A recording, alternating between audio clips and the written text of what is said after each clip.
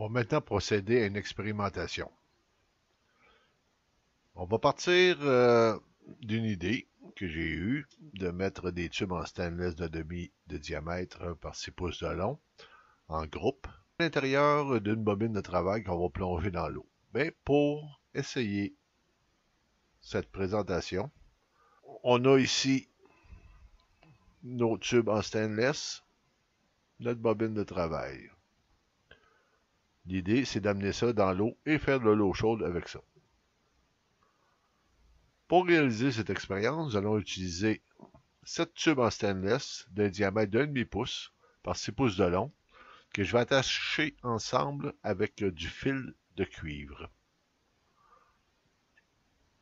Les voilà regroupés.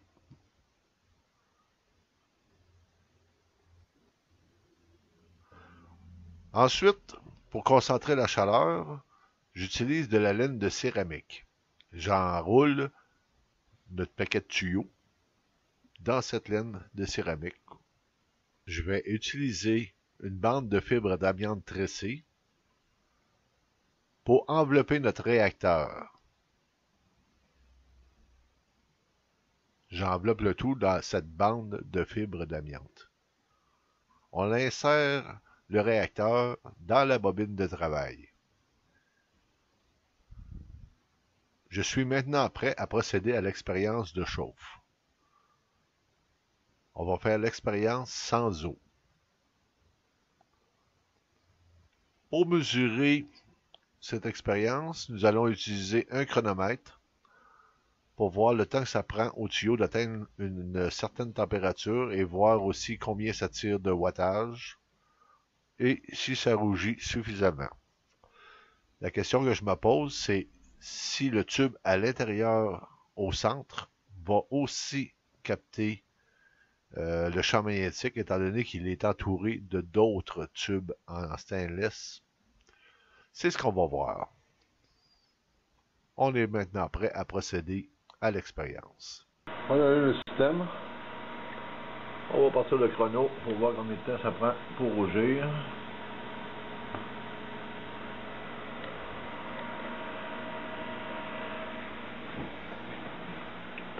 « 42 volts, 16,17 ampères, 717 watts.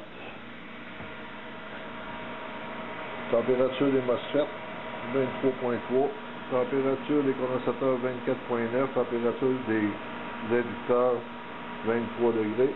Température de l'eau de refroidissement, 21,2 degrés Celsius.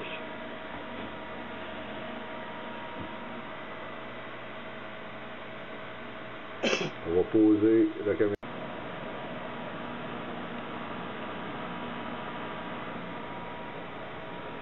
À 4 minutes, on commence à avoir une petite lueur de rouge.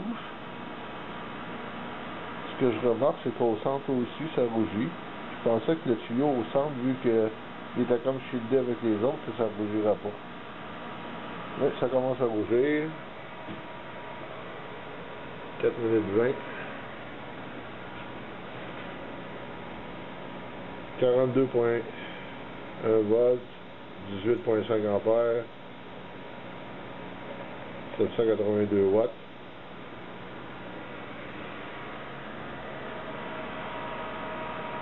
Température des condensateurs, 37,4. Température des inducteurs, 29,5. Les MOSFET, 27, 28, différence d'environ 5,7 degrés. C'est assez régulier.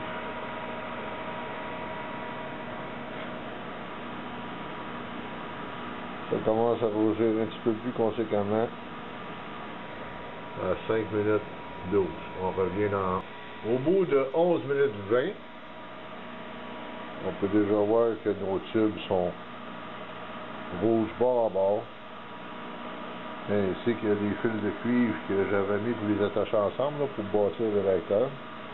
Éventuellement, ça va être des taquets ensemble, en les soudant, au MIG. C'est extrêmement chaud là-dedans.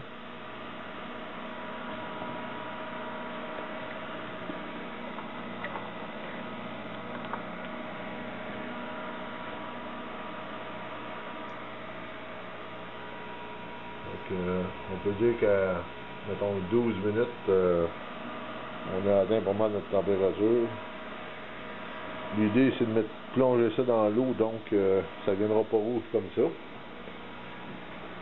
On est 800 watts, 41.9, ça oxyde pour un 41.9, presque 42 watts, 800 watts. Température de l'eau de refroidissement, 29 degrés. Température des MOSFET, ça joue entre 28 et 29. Bobine d'induction, 34.7. Et les condensateurs, 45.6 degrés.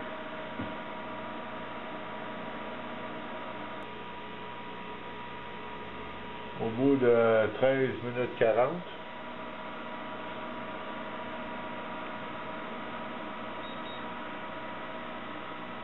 on va essayer de mesurer la température.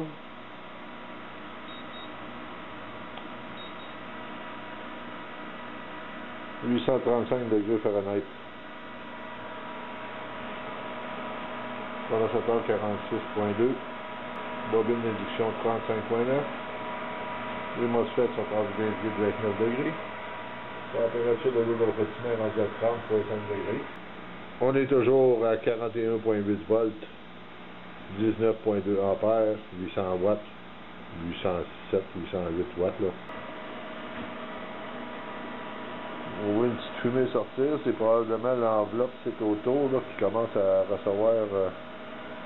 C'est pas pire, c'est assez réfractaire, mais ça pue. Ça dégage une petite odeur assez désagréable. Bon, c'est certain que si on met un petit bout de granule dans ça, petit granule de bois, il fera pas vieux os.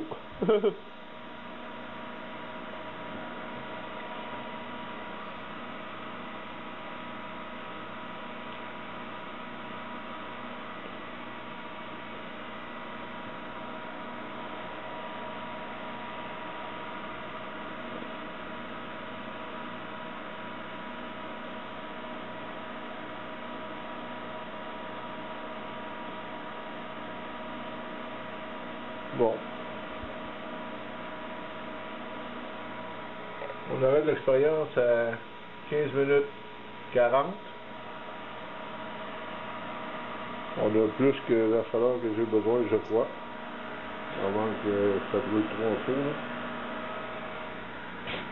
Température de l'eau 32.1.